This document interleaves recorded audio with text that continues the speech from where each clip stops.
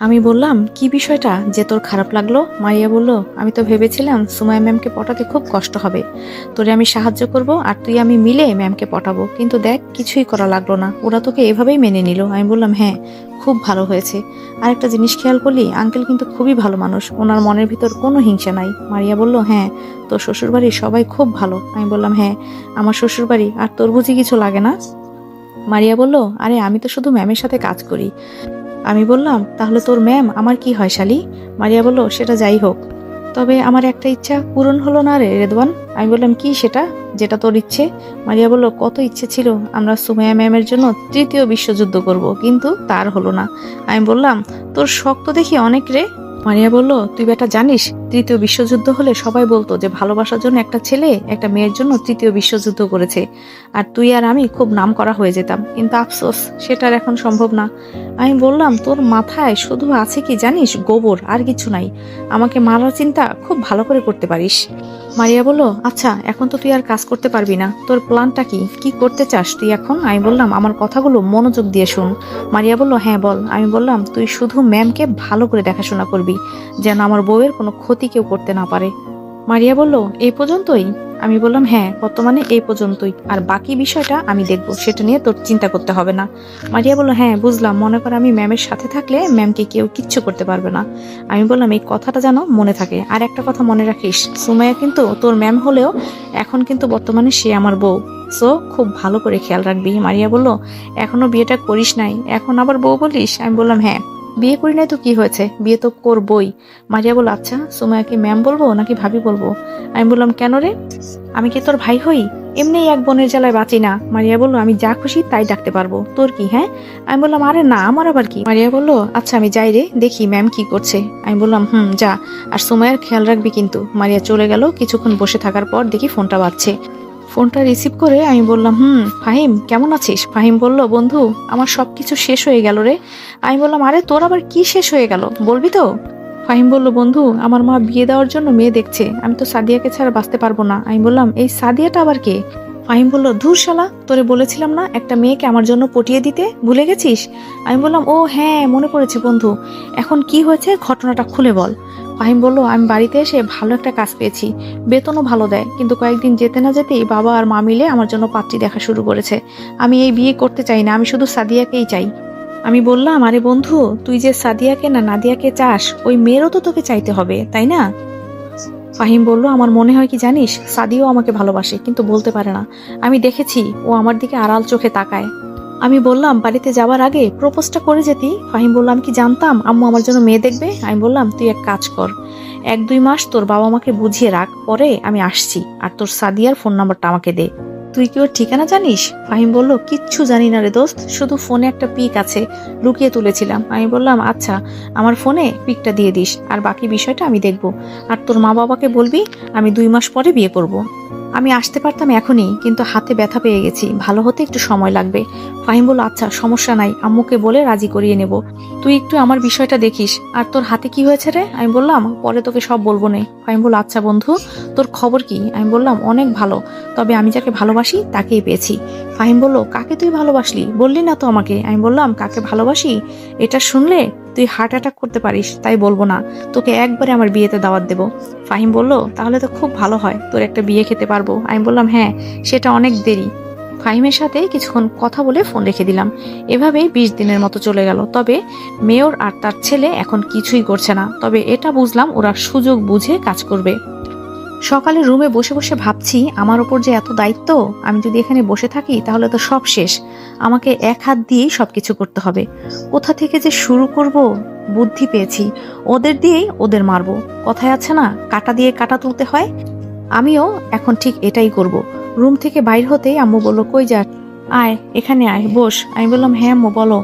আম্মু বলল, বাবারে, ওরা তো খুব বড়লোক মানুষ, কিন্তু আমাদেরকে মেনে নিল কিভাবে? আমি বললাম, আম্মু তুমি দেখো নাই ওদের ভেতর কোনো অহংকার নাই? আম্মু বলল, হ্যাঁ, খুব ভালো মানুষ ওনারা। আমি বললাম, হ্যাঁ, ইসি কই আম্মু? আম্মু বলল, কলেজে গেছে টিসি আনতে। আমি বললাম, সাথে কে গেছে, নাকি একা একা? আম্মু বলল, আমার বৌমার সাথে যে মেয়েটা থাকে সেই মেয়েটা গেছে। আমি বললাম, আচ্ছা আম্মু, আমি একটু নিচ থেকে আসছি। কি ব্যাপার, সুমাইয়া কি তাহলে আজকে অফিসে যায় নাই? পরে যাব সুমাইয়ার কাছে। বাসার বাইরে বডিগার্ডের কাছে গেলাম। আসসালামু আলাইকুম স্যার। আমি বললাম ওয়ালাইকুম আসসালাম। তোমাদের কাজ কেমন চলছে? জি স্যার, অনেক ভালো চলছে। আমি বললাম এই তুমি একটু এদিকে আসো তো। যেই বডিগার্ড মেয়রের কাজ করে ওকে ডাক দিলাম। জি স্যার বলেন। আমি বললাম তোমাকে একটা কাজ দিব, করতে পারবা? জি স্যার অবশ্যই, বলেন। আমি বললাম মেয়রের বডিগার্ড কয়জন আছে? জি স্যার সব মিলিয়ে 15 জন হবে। আমি বললাম ওদের ছুটি হয় কয়টায়? এই রাত 11টার সময় ওরা সবাই বাড়িতে চলে যায়। আমি বললাম ওদেরকে নিয়ে রাত 11টার সময় আমার কাছে নিয়ে আসতে পারবা? কিন্তু কিভাবে আনবো স্যার? আমি বললাম ওদেরকে বলবা যত টাকা বেতনের চাকরি করে ওর থেকেও বেশি টাকা পাবে যদি আমার সাথে রাতে দেখা করে। জি স্যার আমি চেষ্টা করব। আমি বললাম ঠিক আছে, এই জায়গায় ওদের নিয়ে আসবো, আমি অপেক্ষা করব। আর শোনো, তোমাকে কিন্তু আমি অনেক বেশি বিশ্বাস করি, আশা করি এই বিশ্বাসের অমর্যাদা তুমি করবে না। জি স্যার অবশ্যই, আমার জীবন থাকতে আমি আপনার সাথে কখনো বেইমানি করব না। আমি বললাম তোমার নাম কি? ও বলল জি স্যার সুমন। আমি বললাম ঠিক আছে যাও, আর মনে করে ওদের কিন্তু নিয়ে যাবা। সুমন বলল অবশ্যই স্যার। আমি বাসার ভেতরে গেলাম। আমার এখন অনেক টাকা লাগবে, অনেক টাকার দরকার আমার। আঙ্কেল আর আন্টিকেও তো দেখতে পাচ্ছি না, কই গেল? আমি সুরাইয়ের কেবিনের দিকে গেলাম, দেখি কি যেন লিখছে। আমি বললাম কি ম্যাডাম কি করেন? সুরাইয়া বলল আরে স্যার আপনি যে, বসেন বসেন এখানে বসেন। বলেই ওর চেয়ারে আমাকে বসিয়ে দিল আর ও নিচে বসলো। আমি বললাম কি ম্যাডাম আজকে অফিসে যান নাই যে? সুমাইয়া বলল আজকে আমার শরীরটা ভালো লাগছিল না, এজন্য যাই নাই। আমি বললাম দেখি কি হয়েছে? ওর কপালে হাত দিলাম। সুমাইয়া বলল আরে এত উত্তেজিত হতে হবে না, এমনি হালকা খারাপ লাগছে। সুমাইয়া আমার হাঁটুতে জড়িয়ে ধরে। আমি বললাম এভাবে জড়িয়ে ধরলা কেন? সুমাইয়া বলল এভাবেই আমার ভালো লাগছে। আমি বললাম আচ্ছা সুমাইয়া, যেটার জন্য এখানে আসলাম। সুমাইয়া বলল ও তুমি আমার কাছে দরকারে এসেছো, যাও যাও বুঝলাম, আমার জন্য আসো নাই। আমি বললাম আরে বাবা তোমাকে দেখতে মন চাইছে, এজন্য আসছি। তুমি যে কি বলো না। সুমাইয়া বলল তাই বুঝি? আমি বললাম হ্যাঁ, তবে আমার মনে হচ্ছে আমার ভেতর একটা আলাদা পাওয়ার ঢুকে গেছে। সুমাইয়া বলল সেটা আবার কেন? আমি বললাম এই চেয়ারটা তো একটা মন্ত্রীর, আর মন্ত্রীর চেয়ারে বসলেই এমনিই একটা পাওয়ার চলে আসে। সুমাইয়া বলল স্যার বুঝলাম, তবে এখন আমি আপনার জন্য কি করতে পারি সেটা বলেন। আমি বললাম তুমি চাইলে আমাকে একটা কিস করতে পারো। সুমাইয়া বলল শখ কত, এত শখ কিন্তু ভালো না। আমি বললাম তুমি কে? হ্যাঁ, আমার বউর কাছ থেকে আমি কি চাইছি সেটা সে আমাকে দেবে, তুমি এত কথা বলছো কেন? সুমাইয়া বলল ও আচ্ছা তাই না, তবে বউটা কে একটু জানতে পারি? আমি বললাম তার নাম সুমাইয়া, সে আমার মনের রানী। সুমাইয়া বলল খুব কথা বলতে শিখে গেছো তো দেখছি। আমি বললাম আমার বউ একজন মন্ত্রী, আর আমি যদি তার থেকে বড় কিছু হতে না পারি তাহলে আর কিভাবে হলো? সুমাইয়া বলল তুমি সব সময় আমার উপরে থাকবে, আমার জায়গাটা তোমার পায়ে। আমি বললাম স্বামী ভক্তি কোন দিক থেকে? সুমাইয়া বলল এটাকে স্বামী ভক্তি বলে না, আমি তোমাকে কতটা ভালোবাসি তাই বুঝাই, আর কতটা সম্মান করি। আমি বললাম আসল কথাটাই বলা হলো না। সুমাইয়া বলল হ্যাঁ বলো কি বলতে চাও। আমি বললাম আসলে আমার কিছু টাকা লাগতো। সুমাইয়া বলল আগে বলবো না, এই নাও ক্রেডিট কার্ড, যত টাকা লাগে খরচ করো। তুমি আমার একমাত্র জামাই, তুমি ছাড়া কে আর আছে আমার বলো তো? আমি বললাম টাকাগুলো পরে দিয়ে দিব। সুমাইয়া বলে একদম লাগবে না। আমি বললাম তাই বলে বউয়ের টাকায় খরচ করবো নাকি? সুমাইয়া বলল আমার টাকা খরচ করার মতো আর কে আছে বলো? এত এত টাকা আমার, আমার বাবার সব সম্পত্তি তো তুমিই পাবে। আমি বললাম এসব কথা আর একদম বলবা না, আমার কিচ্ছু লাগবে না, সব তোমার নামে করে নাও।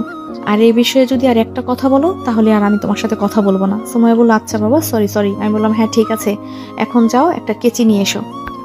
সুমাইয়া বলল কেচি দিয়ে কি করবো? আমি বললাম দরকার আছে, যাও তো। সুমাইয়া বলল আচ্ছা তুমি বসো আমি আনছি। আমি বললাম তাড়াতাড়ি করো। সুমাইয়া একটু পর একটা কেচি নিয়ে এলো। সুমাইয়া বলল এখন বলো কি করতে হবে।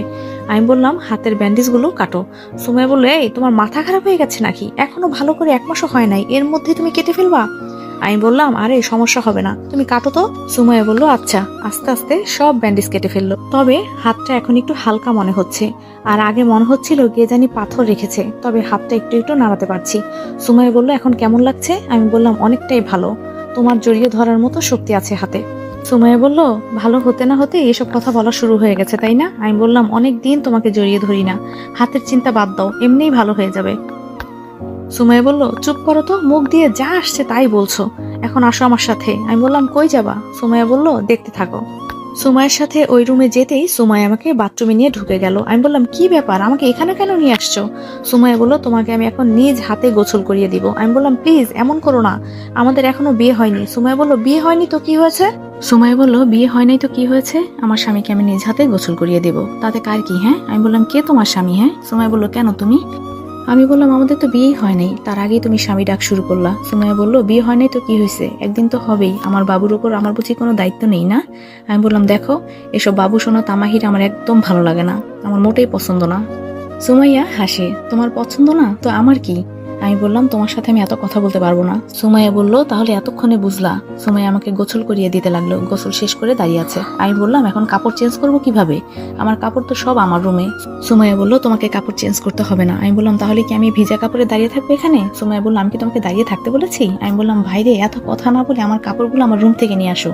সুমাইয়া বলল, তুমি এখন শাড়ি পরবা, দাঁড়াও আমি নিয়ে আসছি। আমি বললাম, এই ভিজা শরীর নিয়ে যত বছর ইচ্ছা দাঁড়িয়ে থাকবো, তারপরও আমি মেয়েদের শাড়ি পরবো না। সুমাইয়া বলল, তাহলে এভাবেই ভিজা শরীরে দাঁড়িয়ে থাকো। আমি বললাম, বাবু এমন করে না প্লিজ। সুমাইয়া বলল, এখন কেন আমাকে বাবু বলে ডাকো? আগে তো বলেছিলে কোনো বাবু সোনা এসব ডাকতে না। আমি বললাম, বিপদে পড়লে যে মানুষ কত কিছু করে তার আর কোনো হিসাব নাই। আমারও এখন এই অবস্থা হয়েছে। নিজের হবু বউ যখন এমন করে তখন কেমন লাগে বলতে পারেন তো? সুমাইয়া বলল, কি চিন্তা করো? আমি বললাম, আচ্ছা যাও, তোমার বাবার একটা লুঙ্গি এনে দাও। সুমাইয়া বলল, খুব মায়া লাগলো তোমার উপর, এজন্য এনে দিচ্ছি। এরকম গার্লফ্রেন্ড যেন আর কারো না হয়। গার্লফ্রেন্ড মানি প্যারা আর প্যারা। সুমাইয়া বলল, এই নাও। আমি বললাম, ধন্যবাদ সুইটহার্ট। লুঙ্গিটা পরে বাথরুম থেকে বের হলাম। আমি বললাম, আমি আর জীবনও তোমার রুমে আসবো না। সুমাইয়া বলল, কেন গো? আমি বললাম, যে কাহিনী আজকে তুমি বাথরুমে করলা সারা জীবন আমার মনে থাকবে। সুমাইয়া আমাকে জড়িয়ে ধরলো। আমি বললাম, এই দেখো শুরু হয়ে গেছে। মাত্র গোসল করে আসলাম বাথরুম থেকে, এখনো গা থেকে পানি শুকায়নি, এর মধ্যে সে জড়িয়ে ধরছে। সুমাইয়া বলল, আর তুমি যে আমাকে আগে জড়িয়ে ধরতে চাইছিলা, তার কি হবে? আমি বললাম, আচ্ছা বাবা এখন ছাড়ো, ভালো লাগছে না। সুমাইয়া বলল, হ্যাঁ এখন ভালো লাগবে কেন? আমি তো এখন পুরাতন হয়ে যাচ্ছি দিন দিন, তাই না? আমি বললাম, চুপ করো তো, মুখ দিয়ে যা আসছে তাই বলে যাচ্ছে। আমি তোমাকে আজও ভালোবাসি, ভবিষ্যতেও ভালোবাসবো। আমার বুকের মাঝে যে ভালোবাসা আছে সেটা শুধু তোমার জন্যই, এটা কোনো দিন কমবে না। বলে সুমাইয়াকে এবার আমি জড়িয়ে ধরলাম। সুমাইয়া বলল, এত ভালোবাসা আমায়? আমি বললাম, হ্যাঁ অনেক ভালোবাসি। সুমাইয়া বলল, আমার তো আর সহ্য হচ্ছে না, মনটা চাইছে তোমাকে এখনই বিয়ে করে ফেলি, একা একা থাকতে আর ভালো লাগে না। আমি বললাম, আর কয়েকটা দিন সহ্য করো, আমি সবকিছু সামলেই তোমাকে বিয়ে করব। সুমাইয়া আমাকে একটা চুমু দিল। আমি বললাম, একটা মানুষ কতটা রোমান্টিক হতে পারে বলতে পারো? সুমাইয়া বলল, হ্যাঁ অনেক রোমান্টিক হয়। আমি বললাম, তোমার ভেতরে যে রোমান্টিক আছে না, এগুলো 20 থেকে 30টা বেবি হওয়ার পর শেষ হবে। সুমাইয়া অবাক হয়ে তাকিয়ে রইল। আমি বললাম, এত অবাক হয়ে লাভ নেই, আমি অনেকগুলো বাচ্চা নিব। সুমাইয়া বলল, আমি পারবো না বাবা তোমার ইচ্ছে পূরণ করতে। তোমার যে ইচ্ছে ওইটা পূরণ করতে করতে আমি মারা যাব। আমি বললাম, এই তুমি আর একবার যদি আমার সামনে মরার কথা বলো, তোমার সাথে আর জীবনে কথা বলবো না।